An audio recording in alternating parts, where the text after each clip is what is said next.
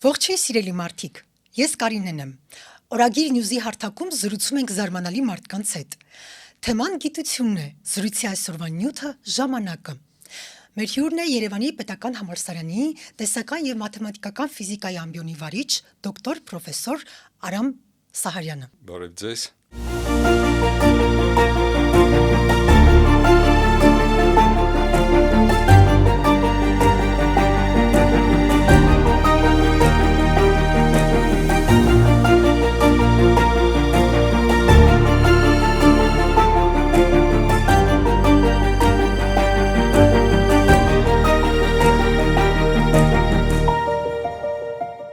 Բարև ձեզ։ Շնորհակալ եմ հրավերի համար։ Մենք ենք շնորհակալ, որ մեր հյուրն եք, պարոն Սահարյան։ Այսօր շատ հետաքրքիր թեմայի մասին ենք խոսելու՝ ժամանակը։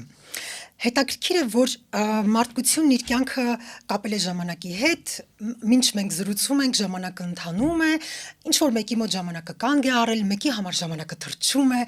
ազգագրական բանախոսական նյութում ժամանակը բուժում է, ինչ որ հնագույն ազգերի մոտ նույնիսկ ժամանակի աստվածներ կային, իսկ իրականում գիտության տեսանկյունից ինչ է ժամանակը։ Բավական դա բարդ հարց է, փիլիսոփաներից մեկին հարցրել են, թե ինչ է ժամանակը, եւ նա պատասխանել է, որ մինչ այժմ ես հասկանում եի ինչ է ժամանակը, մինչ այս պահը։ Շատ հետաքրքիր է։ Իհարկե ժամանակի տակ մենք ինչը որ առօրյա կյանքում հասկանում ենք, դա պատահարների, երևույթների, պրոցեսների հերթականության նշումն է ժամածայս։ Եթե ամենապարզ ձևով ասենք, ժամանակը այն է, ինչ ցույց է տալիս մեր ժամացույցը։ Բայց ֆիզիկայում նույնիսկ մինչև հիմա էլ ժամանակի էության հարցը գիտության տեսակետից բացատրելու այնքան էլ դա դյուրին հարց չէ։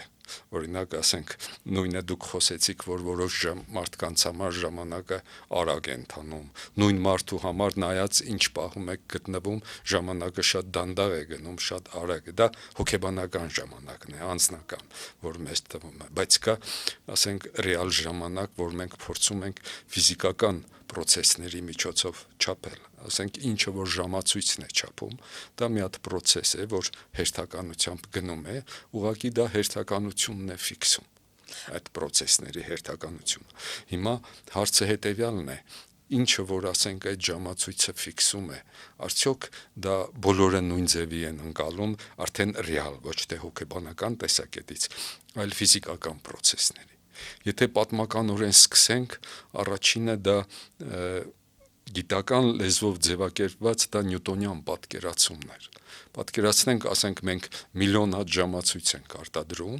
բոլորը նույն ձևով են աշխատում, բաժանում ենք միլիոն մարդկանց միջև, այդ տարբեր մարդիկ տարբեր տեղեր են։ Մեկը գտնվում է գալակտիկայի կենտրոնում, մեկը սև խոռոչի մոտ է նստած, մյուսը լույսի արագության մոտ շարժվում է, բայց բոլորի մոտ, ինչպես Նյուտոնն էր ասում, ժամանակը նույն ձևով կընթանա։ Եթե մենք պայմանավորվենք, որ ասենք 10 տարի հետո ժամացույցները տվել ենք, հետո նորից մարդիկ հավաքվում են ու համեմատում ենք, բոլորի մոտ նույն ժամանակը ցույց կտա։ Այդ իմաստով ըստ այդ պատկերացումների ժամանակը բացարձակ բան է, ինչպես եւ տարածությունը ասենք։ Այդ իմաստով, եթե մենք մեր աշխարհը պատկերացնենք մի թատերական ներկայացում, դեպքում ժամանակը եւ տարածությունը ուղղակի բեմ են, որի վրա այդ ներկայացումը գնում է, բայց пассив բեմ։ Նրանք չեն մասնակցում, նրանք բացարձակ է դա դրված։ Դա այն ինչ է, մենք մեր առօրյա կյանքը է ասում։ Օրինակ, երբ մենք երկու ժամացույց ունենք, երբ ես տուն եմ գնում, առավոտ իմ ու կնոջս ժամացույցները նույն բանն էին ցույց տալիս, երբ հետո տեսնում եմ, որ իմը հետ է ընկել կամ Իրանը, ասում եմ, որ քոնը սխալ է աշխատում։ Մեր երբեք մտքով չի անցնում, որ կարող է ժամացույցը ուղղակի դանդաղ ընթանա ինչ-որ ֆիզիկական պրոցեսների պատճառով, ոչ թե նրա վատ աշխատելու կամ լավ աշխատելու պատճառով։ Արդյոք աշխարհի բոլոր ժամացույցները, եթե նույն մեխանիզմով են, ըստ էության կառուցված, արդյոք աշխարհի բոլոր վայրերում ժամացույցները նույն արագությամբ են աշխատում։ Դուք այդ մասին քիչ առաջ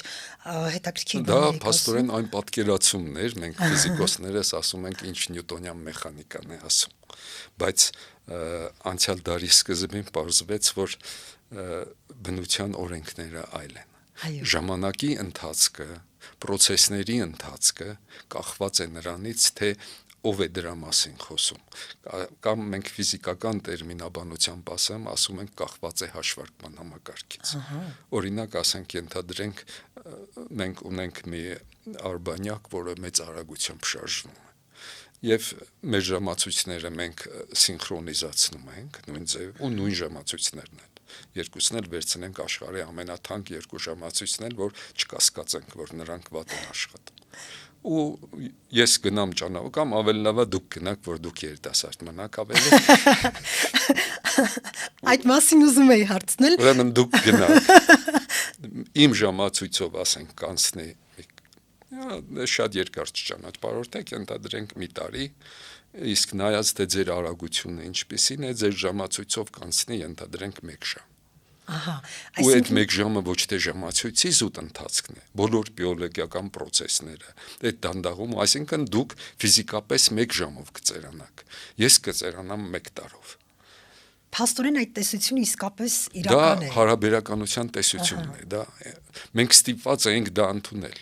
Դա հակասում էր մեր առօրյա պատկերացումներին, բայց բնությունը մենք ինչպես է գիտությունը զարգանում։ Մենք ինչ որ պատկերացումներ ունենք եւ փորձը մեր առօրյա կյանքը ավելի լայն սահմաններում սկսում է ասել, որ ձեր պատկերացումները հակասում են ինչ որ բանի։ Մենք պիտի փոխենք մեր պատկերացումը։ Գիտության զարգացումը, տեսության զարգացումը դա է։ Փորձը ինչ որ պահի ասում են, որ նախկին պատկերացումները պետք է մեր համար դա շատ դժվար է, հատկապես ասենք տարիքով գիտնականների համար, որոնց համար ոնց որ դա տարել է սուրբ գիրք, որ ասենք Նյուտոնի մեխանիկան ինչպես կարելի է որ դա սխալ լիներ կամ բան։ Բայց լավ գիտնականը ընդունում է այն, ինչ բնությունն է ասում։ Այսինքն բնությունը ասում է, որ ժամանակի ընթացքը հարաբերական է։ Բայց արդեն Էյնշտեյնը հերքել էր, չէ՞, Նյուտոնի հենց Էյնշտեյնի հարաբերականության հատուկ տեսությունը, որը վերաբերվում էր երևույթները նկարագրելուն, որոնց արագությունները մոտ են լույսի արագությանը, եւ դա ցույց տվեց, որ ժամանակը բացարձակ չի։ Ժամանակը կախված է թե, ասենք, ժամացույցը կրողը ինչ արագությամբ է շարժվում։ Հետո նաև մենք խոսենք, որ նաև ոչ միայն արագությունից է կախված, տեղից էլ է կախված, թե որտեղ է դա գտնվում։ Հա, հասկանալի է։ Այ երկիր մոլորակի վրա, եթե մենք ոչ միտեղ չենք գնում, հեռու չենք գնում, երկիր մոլորակի վրա շատ շարժվող մարդը եւ մշտապես բազմոցին պարկած մարդը նորից տարբեր արագությամբ են ծերանում, թե սա արդեն։ Այո, տարբեր, բայց ուղղակի, քանի որ մեր արագությունները շատ փոքր են, դա զգացելու է լույսի արագությունների։ Մենք դա չենք զգում։ Օրինակ, ասենք, ես ուզում եմ, որ հաճախ ճանապարհորդեմ, որտեղ ինքնաթիռների արագությունները բավական մեծ են, այն իմաստով որոշ գծերանամ, սա իհարկե կատակ, որտեղ ինքնաթիռների արագությունները դեռ համեմատ լույսի արագության շատ փոքր են, բայց մենք պիտի հասկանանք, որ այդ երևույթը կա, ասենք, մենք ֆիզիկայում այդ երկվորյակների պարադոքս կա, ասենք, երկվորյակներից մեկը գնում ճանապարհորդում է, գալիս է, մեկը արդեն խորձերության մեջ է, իսկ ինքը արդեն նորից համարյա նույն վիճակում է։ Ինչպես ասում են, եթե ուզում ես մարդկանց զարմացնել, պատմիր ֆիզիկայի օրենքների մասին։ Այո, դա, ասենք, ինձ համար դա բնական է, որտեղ ես շատ եմ աշխատել իմ համար ճշմարտությունը, բայց երբ ասենք մարդկանց առօրյա ասում ես, որ այդպեսին է, չեն հավատում կամ իհարկե եւ իրավունք էլ ունեն չհավատալու, որտեղ դա անմիջական հակասում է մեր ինտուիցիային, մեր պատկերացումներին, բայց մեր գիտության հենց արժեքը նա է, որ նա մեզ ճշմարտությունն է ասում եւ մենք մեր ինտուիցիան գիտնականներս համաձայնեցնում ենք գիտության հետ։ Հետաքրքիր է օդանավի մասին ասացիք, ես շատ հաճախ եմ ճամփորդում եւ վերջին ճամփորդությանս մասով օրինակ հղեմ, պետք է մեկնեի Երևանից Վարշավա, ապա Լոս Անջելես եւ վերադառնայի Լոս Անջելեսից Վարշավա եւ Երևան։ Մեկնելիս տոմսիս վրա գրված էր 12.5 ժամ Վարշավայից Լոս Անջելես եւ վերադարձի ժամանակ նույն ճանապարհը 11.5 ժամ։ Ես տարբեր ուղղություններով եմ թռել այս երթուղին եւ միշտ 1 ժամի տարբերություն է, գրեթե միշտ այդ 1 ժամի տարբերությունը եղել է։ Դա այստեղ ես նաև մի բան հիշեցի, տարիներ առաջ մի ֆիլմ էի դիտում, դոկումենտալ ժամանակի մասին էր, կարծեմ բրիտանական ֆիլմ էր, երբ պատմում էին, որ նույն ծովի մակերևույթից նույն բարձրության վրա գտնվող երկու քաղաք են ընտրել, A քաղաքից B քաղաք եւ B քաղաքից A քաղաք, նույն վարորդը նույն մեքենայով նույն արագությամբ սլացել է տարբեր ժամանակամիջոցում։ Արդյոք սա ռեալ թե ինչ որ միստիկ երևույթ է։ Չէ, դա ուղղակի ինձ թվում է կապված է կոնկրետ արագության ընտրության հետ, կարող է ինչ որ կամիների հետ կապված լինել կամ դա մեր առօրյա կյանքում արագությունները այնքան են, որ մենք դա չենք այդ տարբերությունը զգում, բայց որ այդ երևույթը կա, դա օրինակ ասենք կա այսպես կոչված տարրական մասնիկ, ասում են միոն, որը էլեկտրոնի նման է, բայց իր կյանքի տևողությունը վերջավոր է, նա ինչ որ ժամանակ հետո տրոֆում է ուրիշ մասնիկի։ Հիմա նրա կյանքի տևողությունը, եթե ասենք միոնը կանգնած լինի այստեղ, եւ մյուս կողմից էլ մենք այդ միոնները, ասենք տիեզերական ճառագայթների մեջ ենք տեսնում, որոնք մեծ արագությամբ երկիր են գալիս։ Եվ այդ իրանց կյանքի տևողությունների տարբերությունը մենք դա գրանցում ենք փորձով, որ ասենք այն մեծ արագությամբ շարժող միոնները կյանքի տևողությունը, ասենք մեր նկատմամբ իրանք ավելի երկար է տևում։ Հետաքրքիր է։ Այսինքն դա ռեալ ֆիզիկական երևույթ է, որը չափված է, որը մեր ուղղակի ամեն մի փորձ է այսօրվա արագացուցիչների մեզ դրա մասին է խոսում։ Այո։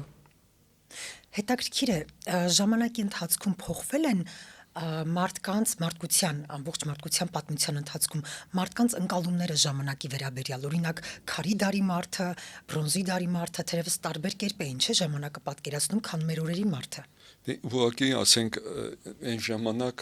ժամանակը միշտ օգտագործվել է համարակալելու հաջորդականությունը ինչ որ բաների, սա սրանից հետո օրինակ նույնը օրացույցը մենք օգտագործում ենք, որպեսզի նույն այդ ասենք տարիների հերթականությունը լինի եւ այլն։ Իսկ պատկերացումները իհարկե էապես են փոխվել։ Ես ասեցի, ասենք նյուտոնյան պատկերացումներից անցումը հարաբերականության հատուկ տեսության, բայց դա ասենք տևեց անցյալ դարի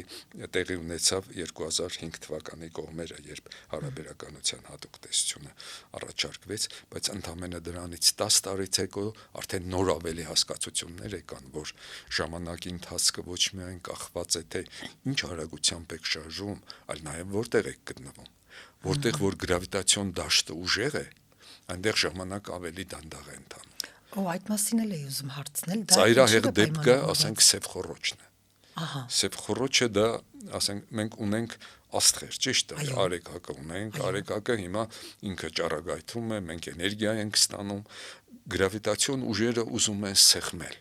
Գրավիտացիան ձգում է, որ ուզում է սեղմի։ Դրա դեմ պայքարում են ճնշման ուժերը։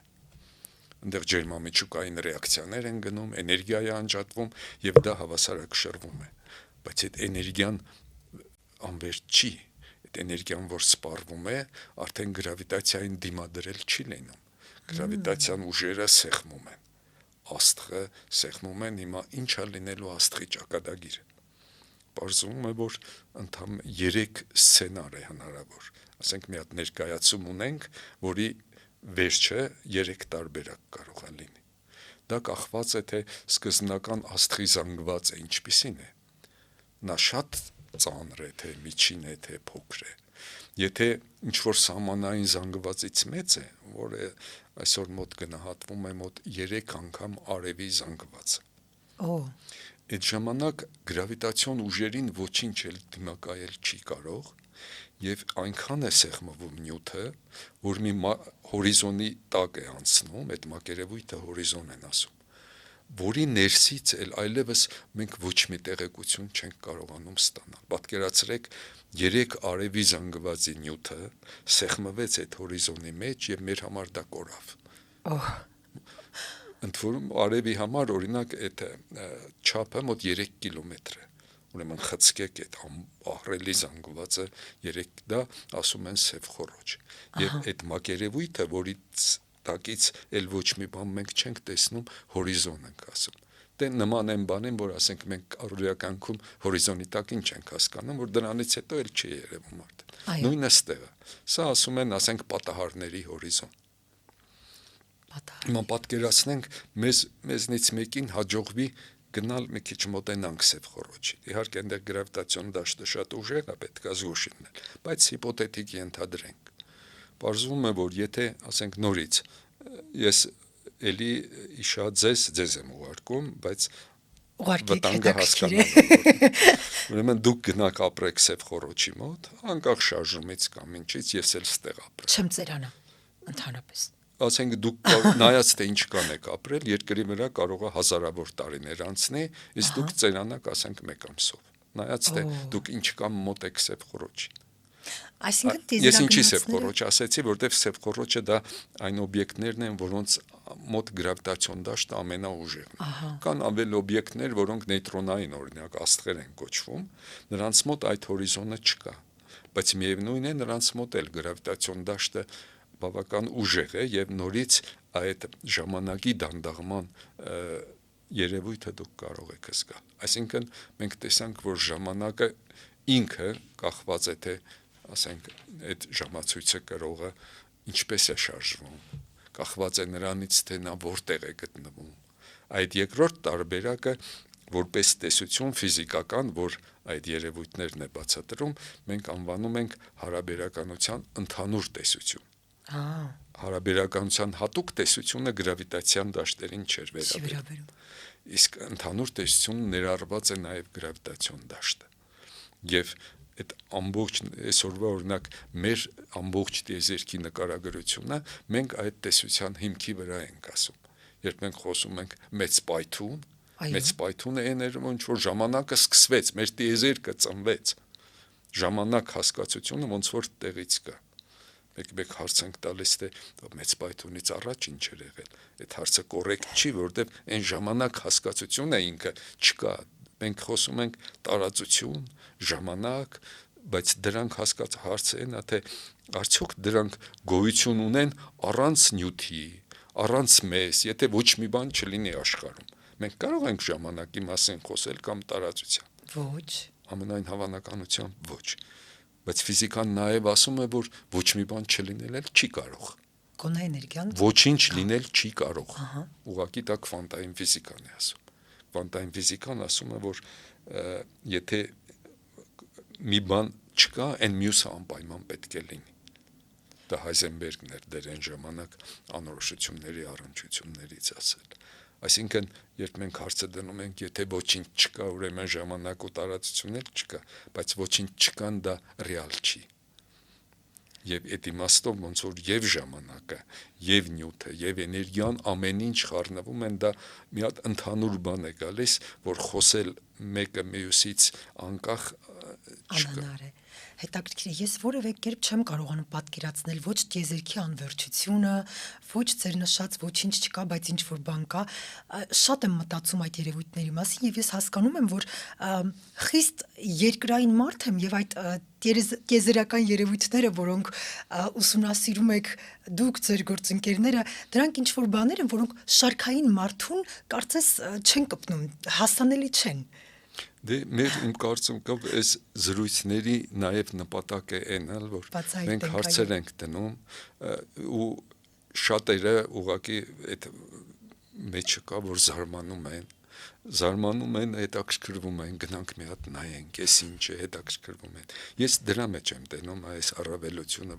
ոչ թե նրա համար, որ մենք ասենք մարդկանց համոզենք, որ գիտությանը պետք է ֆինանսավորել, գիտությունը պետք է մեզ, այլ ուղղակի մենք հասկանանք մեր աշխարհը, մարդը ինչով է տարբերվում կենդանիներից։ Կենդանի կա, որ իր ուղեղը նույն հնարավորությունները ունի, երևի այդքան համարյա, բայց մարդը ձգտում է նաև իմանալ, հասկանալ օրենքները, բնության այդ ամբողջը եւ այսօր էլ որ երբեմն հարց են տալում, դե ասենք ինչու է պետք հիմնարար գիտություն ֆինանսավորել, մեզ այն ֆինանսավորենք, որը մեզ օգուտ կբերի, բայց հիմնարարը դա, եթե մարդը հիմնարար բան չանի, նա կդառնա այն էակներից մեկը, ինչ որ ես ասեցի։ Մյուս կողմից էլ չմոռանանք, որ այսօր շատ բաներ, որ հիմնարար գիտությունը անցյալ դարի սկզբին հայտնաբերել էր, այսօր դա մեր կյանքի ամենամեծ եկամուտ բերող բաներ, էլ չեմ էլեկտրականությունը, ատոմային էներգետիկան, լազերները, որ այսօր բժշկության մեջ այդքան օգտագործվում է։ Այն ժամանակ ոչ էին մտածում, որ դա ինչ որ կիրառություն կբերի։ Եթե գիտնականը նստի մտածի, թե իր արածը ինչպես անի, որ մի հատ սարք սարքի, նրան ժամանակ չի մնա հիմնարար գիտությամբ զբաղվելու։ Ես ուղղակի ուզում եմ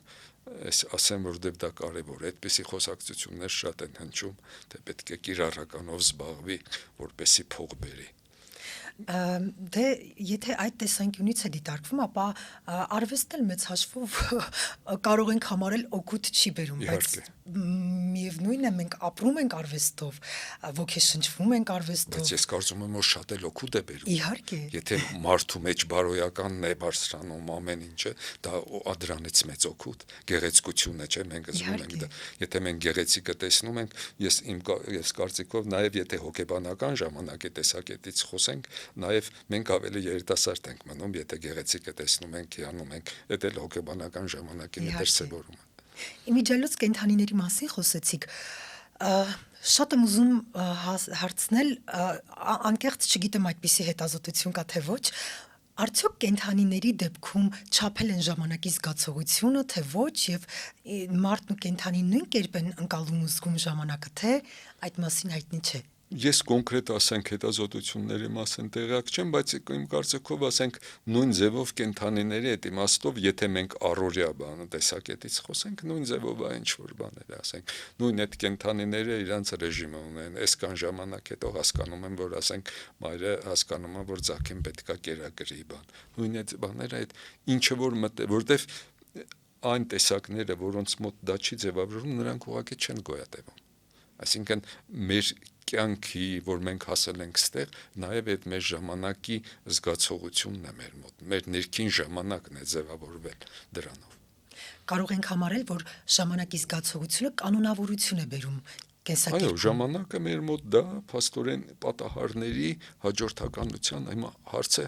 հետևյալն է, ես տեսեք հարաբերականության հատուկ տեսության մասին խոսեցինք, հարաբերականության հատուկ տեսությունը ասում էր, որ ժամանակի ընթացքը կախված է թե արագությունը ինչպիսին է, եւ այնտեղ ժամանակը խառնվում է տարածության հետ։ Օրինակ հարաբերականության հատուկ տեսությունում չեն ասում տարածություն եւ ժամանակ, ասում են տարածա ժամանակ։ Դա մեկ ընդհանուր բանի տարբեր մասերն են, որովհետեւ ասենք եթե մի բան իմ համար միայն ժամանակ է ստեղ, իմ նկատմամբ շարժվող մեկ ուրիշի համար տարածությունն ու ժամանակը խառնվում են իրար հետ, բայց ստեղ մի բան մենք նկատի ենք ունենում, որ որակական տարբերություն կա։ Տարածության մեջ դուք կարող եք գնալ հետ եւ առաջ։ Ժամանակի մեջ հետ գնալը դժվար է։ Հիմա երևի հարց կառաջանա դուք կասեք, իսկ հնարավոր է։ Հարցը դա է, չէ։ Դե ես ապագան գնալու համար ոնց որ ասեցի, որ տեսեք, ասենք դուք կարող եք իմ ապագան գնալ, դուք մեծ արագությամբ կգնաք, կհեռանաք, կգաք, ես կլինեմ իմ ապագայում, ասենք 40 տարի հետո։ Դա Աստված ես հույսով եմ կապրեմ կտեսնենք, որ գնաք, ուրեմն որ կգաք, դուք կտեսնեք իմ ապագան։ Դուք նույն ձևով կապրեք, ինչ որ պիտի ապրեիք, եթե դա ձեր համար դա ոչ, բայց դուք կտեղափոխվեք իմ ապագան, մյուս երկրի ապագան։ Տեսնեք ինչ է լինելու։ Կարող եք 1000 տարի, 2000 տարի, բայց հույս ունեմ կյանքը երկրի վրա այդքան կմնա, որ խնդիրներ չունենանք։ Այսինքն ապագա գնալու խնդիր չկա։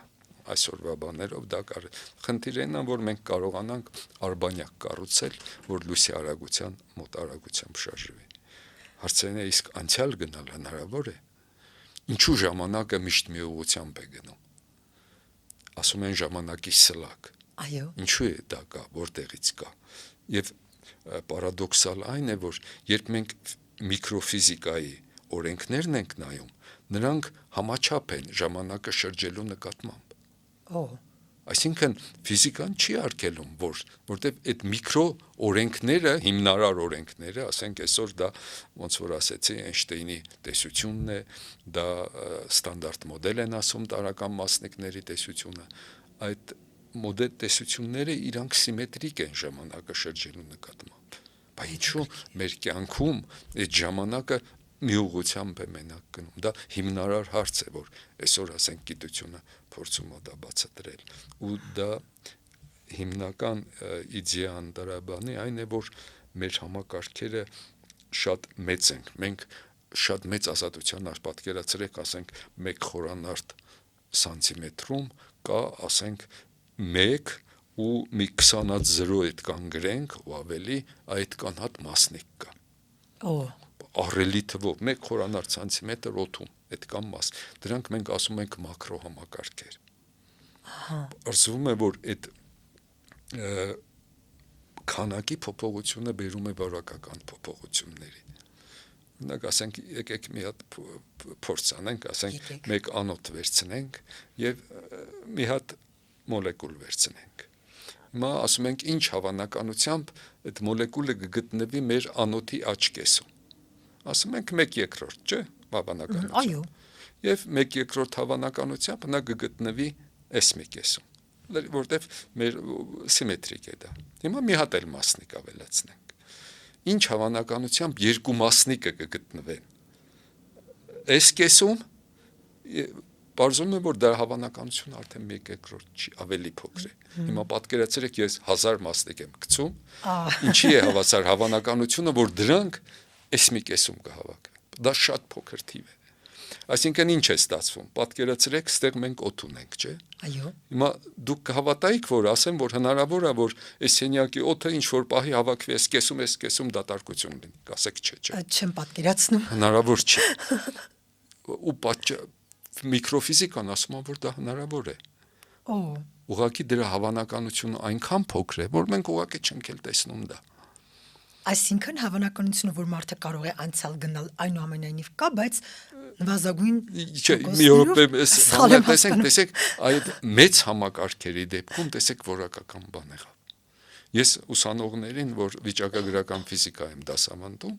ասում եմ, տեսեք, մենք թերմոդինամիկա ենք անցնում, որը մակրոսկոպիկ տեսություն է, որը այդ բաները ինքը հաշվի չի առնում, որ այդ հավանականությունը կա, որտեղ մեր կյանքում դա չի հանդիպում ամենը։ Բայց մենք որ վիճակագրական ֆիզիկա ենք անցնում, ասում ենք, որ դրա հավանականությունը կա, բայց դա այնքան փոքր է, որ ուղղակի իմաստ չունի մեր կյանքում դա հաշվի առնել։ Օրինակ ասում եմ, պատկերացնենք առավոտ մենք եկանք, այս լսարանում գտանք մեկը խեղդված է։ Քննիչները որ եկան, այդ տարբերակը հաշվի չեն առնում, որ կարող է օդը հավաքվել է մի կեղում, օդ չի եղել եւ խեղդվել է։ Որտեղ, չգիտեմ, քննիչները իրանք չգիտեմ, որ դա հնարավոր է, բայց նույնիսկ եթե իմանային, մի քիչ ֆիզիկա լավ իմանային, իրանք իրոք ճիշտ են անում, որ հաշվի չեն առնում։ Բայց այստեղ մենք պիտի հասկանանք ինչը հնարավոր է, ինչը անհնար է։ Շատ փոքր հավանականությունը դեռ չնշանակում, որ դա անհնար է։ Նորից ասենք, եթե ես այդտեղ նստած եմ, հավանականություն կա, որ ինչ որ պահի այս աթոռի մոլեկուլները մի ուղղությամբ շարժվեն, ես թռնեմ վերև։ Դրա հավանականությունը նորից 0 չի։ Ես ինչու եմ ես դա ասում, որ ժամանակի ընթացքի ուղղությունը պայմանավորված է նրանով, որ մենք շատ բարդ համակարգեր ենք։ Այո։ Եթե դուք ինչ որ համակարգ վերցնեք ու թողեք ինքը իրեն, ինքը այդ մակրոսկոպիկ օրենքներով ցկտում է գնալ մի վիճակի, որտեղ քաոսայնությունը, անկարգավորվածությունը մաքսիմալ է։ Դա դրա քանակական բնութագիրը անվանում են էնտրոպիա։ Այսինքն բնության մեջ, եթե դուք համակարգը թողում եք ինքը իրեն, չմեջամտեք ինքը իրեն զարգանա, նա զարգանում է էնտրոպիայի աճման ուղղությամբ։ Եվ այսօր այդ բանը, որ ժամանակի սլաքը դա դրանով է պայն, այսինքն էնտրոպիան ժամանակից կախված ինքը աճում է։ Հետ շրջել նշանակում է, որ պիտի ժամանակը շրջենք, իսկ դրա հավանականությունը այնքան փոքր է, որ այս մեր մակրո աշխարհի համար դա մենք համարյա հաշվի չենք առնում։ Իսկ դե ժամանակի անցյալ գնալու հնարավորությունը մի քիչ հետո մենք խոսենք, եթե հարց ստեղ։ Շատ լավ։ խոսենք, որովհետև հարցեր շատ կան, իսկ միտքը շարունակենք, եթե Դե հիմա ասենք ապագայի մասին ասեցինք, որ դա այդքան խնդիր չի, մի ճակատավոր խնդիր չէ, որտեղ մենք արագություններ չունենք, բայց իմացաբանական տեսակետից հիմա արդյոք հնարավոր է անցյալ գնալ։ Օրինակ ասենք ես գնամ անցյալ դարի սկիզբ, ուզեմ ամեն պապին տեսնեմ, թե ինչ էր անում, ինչ։ Դա հնարավոր է, թե չէ։ Անցյալ դարի 90-ական թվականներին 3 հոդվածներ բավական հեղինակավոր գիտական ամսագրում հրատարակվեցին, հեղինակներից մեկը այսօր Նոբելյան մրցանակի դափնեկիր է, Կիփ Թորնը, ով գրավիտացիոն ալիքների գրանցման հեղինակներից մեկն է, որտեղ եզրակացությունը այն էր, որ մենք խոսեցինք Այնշտեյնի տեսության մասին, այդ տեսության շրջանակներում հնարավոր է ժամանակի մեքենա կառուցել սկզբունքորեն, որով դուք կարող եք անցյալ տեղափոխվել։ Ու կոնկրետ սարք էր առաջարկված, թե ինչպես կարելի է, դա իհարկե էկզոտիկ բան է, որ այսօր մենք չունենք այդ հնարավորությունը տեխնոլոգիական, բայց հարցերն է, որ դա սկզբունքորեն հնարավոր է։ Բայց անցյալ գնալը իմացաբանական տեսակետից բազմաթիվ պարադոքսներ ու խնդիրներ է առաջացնում։ Ես գնացի, իմ պապին սպանեցի։ Ենթադրենք, այտենց բան չեմ անել, բայց երթադրենք։ Եվ դուք չեք ծնվի արդյունքում։ Այսինքն ինչ է ստացվում։ Ես գնացի այնտեղ ազդեցի պատճառական ընթացքի վրա process-ների, պարադոքս ստացվեց։ Ինչպես է դա լինելու։ Այդ խնդիրները այսօր քննարկվում են։ Դա կապվում է քվանտային, օրինակ ասենք կարող է այսպիսի տարբերակ լինել։ Ըստ քվանտային պատկերացումների, ասենք այսօր զարգանում է տիեզերքը այս ձևով, մյուս ձևով, բոլոր տարբերակները իրանց հավանականությունները ունեն։ Եվ ոնց որ թե դա անվանում են մուլտիտիեզերքներ, որ այսօր որ մենք եկել հասել ենք, այս ճյուղում ենք հասել։ Ես որ գնում եմ այնտեղ բանեմ, այն մյուս ճյուղի վրա եմ գնում։ Դա խոսակցության մակարդակով է, որովհետև կարծում եմ, որ ստեղ կարևոր բան կլինի մենք հասկանանք այդ գրավիտացիան, որ ասեցի, տարածություն ու ժամանակը քվանտային մակարդակով։ Մենք ունենք ֆիզիկայում 4 փոխազդեցություններ։ Ասենք ամենաառաջը մենք գործենք ունեցել գրավիտացիոնի հետ, որտեղ առօրյա կյանքում միշտ մեզ հետո էլեկտրամագնիսական, ասենք Ֆարադեյի տեսությունը տվեց, Մաքսվելը այսօր մեր կյանքի անբաժան մասն է։ Կան նաև թույլ եւ ուժեղ փոխազդեցություններ, որոնք ավելի կարևոր են դառնում միջուկներում, այլ ատոմներում, մասնիկների տրոհումներում։ Դե գրավիտացիոն ամենաշուտն ենք շփվել, բայց կարող է պարադոքսալ թվալ այսօր գրավիտացիայի տեսությունը մեր պատկերացումը ամենավատ վիճակում է համեմատած այն 3 փոխազդեցությունների հետ։ Մենք նրանց համար քվանտային տեսություն ունենք, որը մեծ ճշտությամբ դիտողական տվյալների փորձերի հետ, իսկ գրավիտացիայի համար չունենք մենք։ Այսօր մենք չգիտենք ինչ է նշանակում, ասենք քվանտացնել նշանակում է անընդհատությունը դիսկրետ դարձնել, բաժիններ դարձնել, քվանտացնել ժամանակը, ինչ է նշանակում քվանտացնել տարածությունը, դա ինչ որ պորցիաներով է գնում, թե անընդհատ, ոնց որ մեր կյանքում զգում ենք այդպիսին է։ Այսինքն այն տեսությունը, որի ամենահինն է, որի դասական տեսությունը մենք այսօր ամենավատ վիճակում է։ Հետաքրքիր է։ Դա գիտության համար ես վատ չեմ համարում, հատկապես երբ որ երիտասարդներին մենք համոզում ենք տեսական ֆիզիկայով զբաղվել, ասում ենք դուք դեռ շատ ձեր համար խնդիրներ շատ կան, որ գայթակղիչ թեմաներ են։ Այդ տեսությունը այդ հարցերը արդեն կշոշափի։ Ինչպես է ծնվել մեր տիեզերքը։ Լավ, մեծ պայթում մենք ասում ենք, որ ինչ որ մի եզակի կետից ծնվեց, ընդարձակվում է տիեզերքը, հետո կարող է սեղմվի, բայց ինչպես է դա եղել։ Որտեվ այսօրվա մեր տեսությունը, ասենք Այնշտեյնի տեսությունը կամ ուրիշ տեսություններ, որոնք այսօր դասական են դրանք, այդ բացատրությունը չեն տալիս։ Դա այն սահմանն է, որում այսօր մեր պատկերացումները հասել են։ Հիմա խնդիրն է, որ այդտեղ մեզ ուժեղ գրավիտացիոն դաշտերի հետ գործ ունենք, որոնք առաջ մեզ երկրի վրա, արևի վրա հասանելի չեն այդքան։ Երկիր մոլորակի վրա ես շատ եմ լսել տարբեր մասնագետներից, մարդկանցից, որ ինչ որ տեղերում գրավիտացիան շատ ավելի ուժեղ են զգում, քան որոշակի այլ տեղերում։ Դա հորինվածք է, թե ինչ որ գիտական Գտե գրավիտացիոն դաշտը կախված է թե ասենք խտությունը ինչպիսին է, որտեղ որ բայց այդքան շատ մեծ տարբերություններ, օրինակ ասենք կարող են ասած ասում են որ Բերմուդյան երանգյունում, ասենք այնտեղ ինչ կարող են բաներ լինել, բայց այդ վարիացիաները այդքան չեն։ Օրինակ ասենք եթե մենք գրավիտացիայի ուժի մասին խոսենք, ասենք համեմատենք երկու հատ էլեկտրոնի փոխազդեցությունը էլեկտրամագնիսական եւ գրավիտացիոն դա բազմաթիվ զրոներով անգամ 10 աստիճաններով շատ ավելի փոքր է քան գրավիտացիոն թույլ է շատ մեր արեգակնային համակարգում դա մենք ուժը ասենք եթե 1 միավորը համեմատենք դա մեկը բաժանած միլիոն այդքան փոքրություն ունի էլի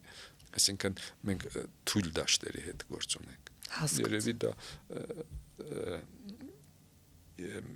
մեր բախտավորությունն է որտեղ չգիտեմ այդ ուժեղ դաշտերում ամենայն դեպս մենք չենք կարողանա ապրենք մոլորակի անցյալում մոտավորապես 3 միլիարդ տարի առաջ ժամանակը ավելի օրվա տևողությունը ավելի կարճ է եղել, չէ՞։ 6 ժամ, հետո 8 ժամ, բայց օրերի քանակը արևի շուրջ նույնքան է եղել ինչքան այսօր, թե դա այլ ժամանակամիջոց է զբաղեցրել։ Ընթացքում երկրի ասենք այդ ուղեցրի պարամետրերը այդքան չեն փոխվել։ Դրա համար այդ տեսակետից ասենք ժամանակի ընթացքը այն ժամանակ եւ հիմա նույնն են համարյա բան չկա, որովհետեւ գրավիտացիոն դաշտերի այդպիսի փոփոխություն չի եղել։ Բայց այսօր մեր կյանքում մենք պիտի դա հաշվի առնենք։ Եթե դուք դա հաշվի, օրինակ GPS համակարգերը կան, չէ։ Նա դրանք հաշվի առնում են։ Եթե հաշվի չառնեն, ասենք եթե դուք այդ համակարգով եք տեղը որոշելու, ասված չանի ռումբը խփելու, դուք պետք է դա հաշվի առնեք այդ կետը որոշել, որտեվ դրանք արդեն այնքան ճշգրիտ են դառել այդ բաները, որ դուք պետք է դա հաշվի առնեք։ Այսինքն դա այսօր մեր առօրյա կյանք է մտնում դա։ Ժամանակի հարաբերականությունը, կախվածությունը գրավիտացիոն դաշտի ուժից եւ այլն։ Այսինքն դա արդեն կասկածի բան չի, որ բաները։ Դրա համար նաեւ կարևոր է այս մեր հանդիպումները, որպեսզի այս ամեն ինչը նաեւ առօրյա կյանք մտնի, չզարմանան մարդիկ, բանան։ Դա ու կարծում եմ ֆիզիկան դպրոցներում պետք է ուժեղ լինի։ Այսօր մեր աշակերտները խոսափում են դրանից, թե դժվար առարկա է բանը, բայց մեր կարևոր, ասենք մենք որ ասում ենք ինչու գալ ֆիզիկա սովորել բան, պարտադիր չի բոլորը ֆիզիկոս դառնան, չէ, բայց դուք այդ ֆիզիկա ուսումնասիրելով դուք մտածողություն եք ձեռք բերում, տրամաբանություն եք ձեռք բերում, այդ գեղեցկությունն եք տեսնում։ Արվեստի գեղեցկությունը մի բան է, գիտությունը մի բան է, չէ։ Կամ զարմանալ է ձամ, տեսեք դուք զարմացեք, չէ։ Ես անընդհատ զարմանում եմ, այո։ Հետաքրքիր է, որ դպրոցում ես նույնպես չէի սիրում ֆիզիկան։ Դպրոցը ավարտելուց հետո արդեն ուսանողական տարիներին սկսեցին գրավել բաներ, որոնք դպրոցում հետաքրքիր չէին։ Ինձ թվում է մեթոդաբանության մեջ է խնդիրը։ Այդ ես 9-րդ մեր ժամանակ դպրոցը 10-ամյա էր 9-րդ դասարան արդեն ավարտելուց ես որոշել էի պետք է հնիաբան դառնամ շատ էի սիրում այդ ամենը եւ 10-րդ դասարանում մեզ եկավ նոր ֆիզիկայի դասատ ուսուցիչ երիտասարդ եւ ես 10-րդ դասարանը ավարտեցի լրիվ հեղափոխված ուրիշ եւ գնացի ֆիզիկայի Հետո ես ասում եմ, բայց ես ուզում էի հնեաբան դառնայի, որպեսզի այդ զուգակցեի սկսեցի զբաղվել վաղ տիեզերքով, այսինքն տիեզերքի հնեաբանությամբ։ Այո, բանն է, մեծ հաշվով։ Ժամանակը կարող է եւ կանգ առնել, հոգեբանական ժամանակը։ Ուղղակի այդ նոր ժամանակի արդեն այդ փոփոխությունները, նոր խնդիրներ են, եթե մենք արդեն այն դարը մտնենք, որ արդեն կգա այդ մեծ արագությունների շրջանը, արդեն դուք տարեկով չեք կարող ծնողին երեխայից տարբերել։ Դուք կարող եք երկու հոգի իրար չարժուն ձեռք բերնեք բռնած, կարող է 25 տարեկանը լինի ծնողը, իսկ 40 տարեկանը երեխան լինի։ Հա։ Այդպիսի ֆիլմ կա, այսինքն դա նաև մեր կյանքի այդ բանն է փոխում դա մեր բաները։ Հասկացա։ Այսպիսի մի ես իհարկե կողմնակից չեմ գիտաֆանտաստիկային, որովհետև ինձ համար մաքուր գիտությունը շատ ավելի գայթակղիչ է, քան այդ ֆիլմերում ներկայացվող գիտաֆանտաստիկ նյութերը, բայց մի հարց ունեմ, որը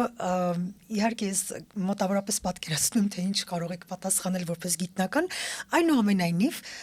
շատ լուրջ ալիքներից մեկով մի հաղորդում էին հեռարձակել, որը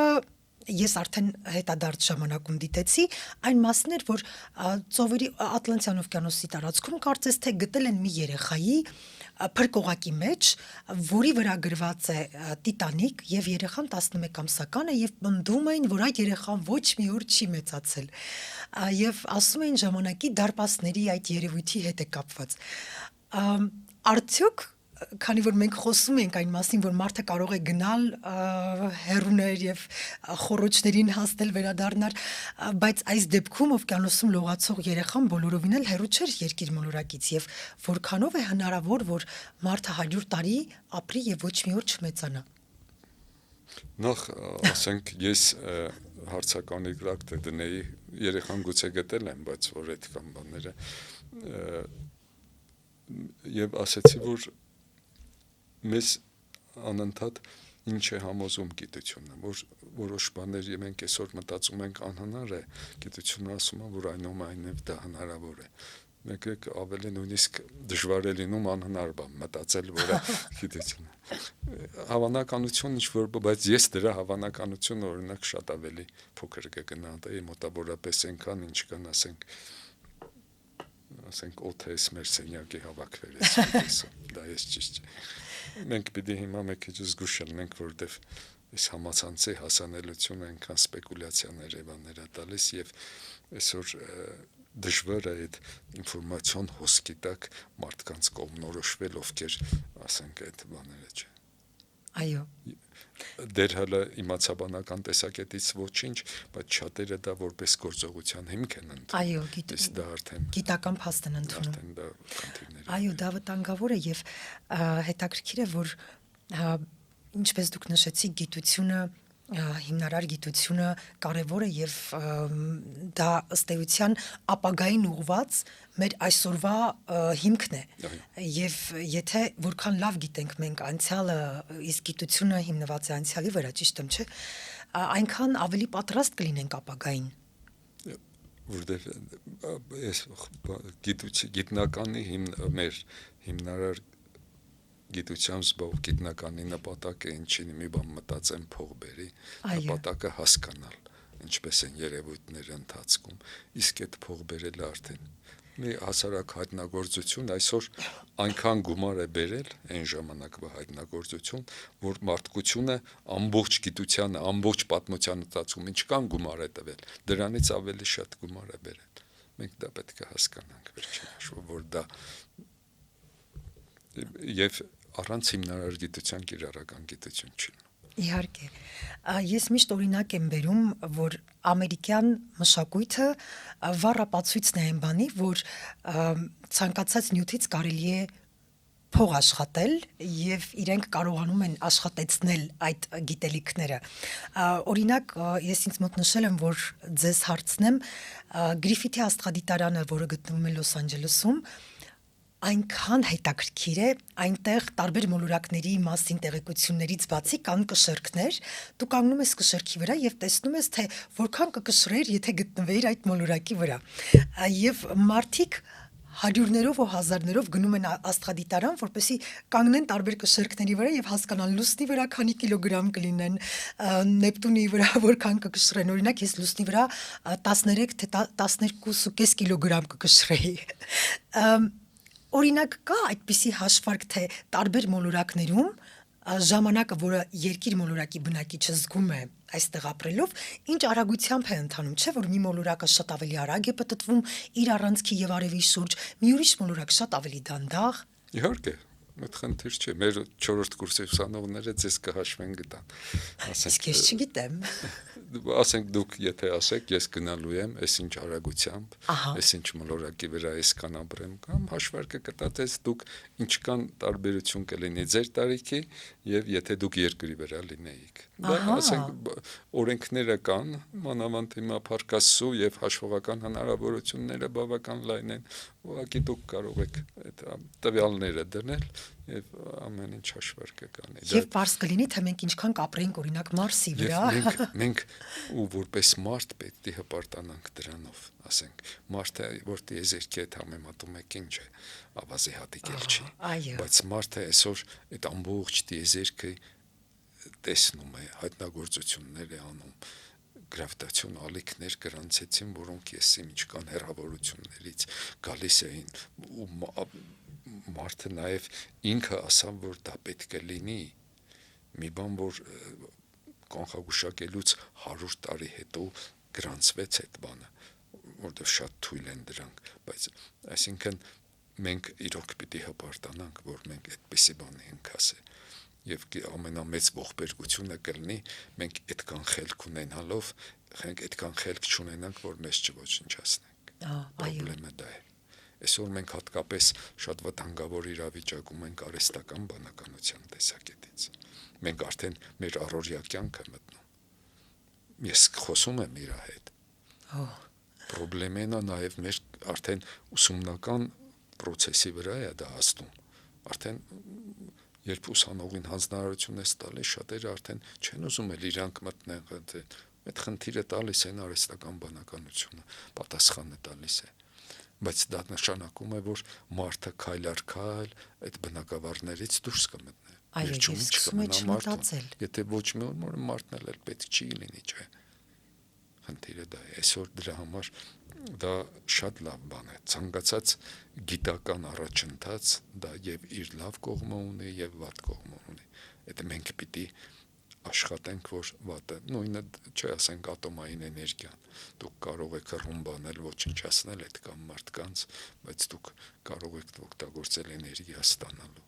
Այսօր տեսեք, խոսում են, որ 25 միլիարդ Միացյալ Նահանգները ծախսել են ինչի վրա։ Այդ տեխնիկայի հրաշքները մի րոպեում ոչնչանում են։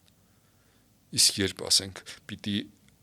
այդ արագացուցչին մեծ գումարը տային չտվեցին, ասեն ծախսը շատ է, ինչ կանա երևի մի 5 միլիարդ էր։ Մենք մի ամսվա ընթացքում 25 միլիարդը ոչնչացնում ենք, իսկ մեր գիտական այդ ապագայի 5 միլիարդը ասում ենք, որ դա շատ է։ Դա տարօրինակ բան է։ Այո։ Եվ եթե մարդկությունը այ պարադոքսը դա է։ Մի էակ, որ այդպիսի հրաշքների է հասել, այդ ամբողջ տիեզերքը այդքան գիտական բան, եւ մյուս կողմից մենք թվում է թե հասարակ բան չենք ասում, ինչու մենք չենք կարող, ինչու պետք է մենք սպանենք մեկը մյուսին, չէ։ Իհարկե։ Մենք ենք կառավարում ժամանակը, թե ժամանակն է կառավարում մեզ։ Այսօր արդեն ես ասացի, որ մենք ժամանակի կառավարման բաները մեր ձեռքն ենք վերցրել, չէ։ Ասենք մենք մեզնք էլեկտրոններից, պրոտոններից են կազմված, նրանք են մեզ թելադրումի, բայց այսօր նաև մենք թելադրում ենք, ասենք արագացուցիչներ են, թե նրանք ոնց շարժվեն, ինչից են նրանք, մենք հասկանանք ամեն ինչ։ Այսօր մենք այդ հզորությունը ունենք։ Մյուս կողմից այդ հզորությունը դա վտանգ է։ Եթե դու մի հրաշք բան ունես, դա արդեն նաև վտանգավորություն է, նայած ում ձեռքին է։ Այո, նույն գործիքը մեկի ձեռքին զենք է, մյուսի ձեռքին բուժիչ։ Դրա իր ժամանակը ինքը գնում է։ Մենք կարող ենք ինչ-որ ձևով բան անել, բայց ժամանակը գնում է եւ մենք պիտի ինքներս էլ հասկանանք, որ ես մի շաբաթ առաջ հաղորդում էինք, մենք այսով արդյոք տիեզերքը վերջ ունի։ Ես բացատրեցի, որ մոդելներ կան, այսպեսին են, այնպեսին են, դե բնության մեջ ամեն ինչ էլ սկիզբ ունի, վերջ ունի։ Մեր այս տիեզերքը դրա մի մասն է նաև, բայց խնդիրը այն է, որ մարդկությունը մինչև այդ տիեզերքի վերջը քաղաքակրթության վերջը չտարած։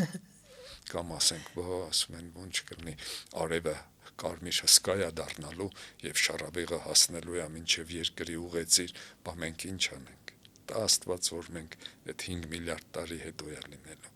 Իսկ մենք կարողանանք պահենք մեր այս երկիրը մինչև այդ հարցը դա է ամբողջը։ այդքան իմաստուն կգտնվենք։ Անչափ հետաքրքիր էր, շատ շնորհակալ եմ ձեզ։ Ես եմ շնորհակալ։ Ես էլ բազմաթիվ բացահայտումներ արեցի ինձ համար, շատ հարցերի պատասխաններ գտա եւ հուսով եմ, որ մենք կկարողանանք պահել երկիր մոլորակը եւ ժամանակը մեզ հետ ներդաշնակ կհոսի։ Ժամանակը միշտ մեր օգտին է աշխատում, մենք պիտի կարողանանք դա ինքներս զգանք ու օգտագործենք։ Շնորհակալ եմ։ Ես էլ եմ շնորհակալ։ Ժամանակը անցնում է, մենք շատ շուտով կհանդիպենք։ Լավ մնացեք, սիրելի մարդիկ։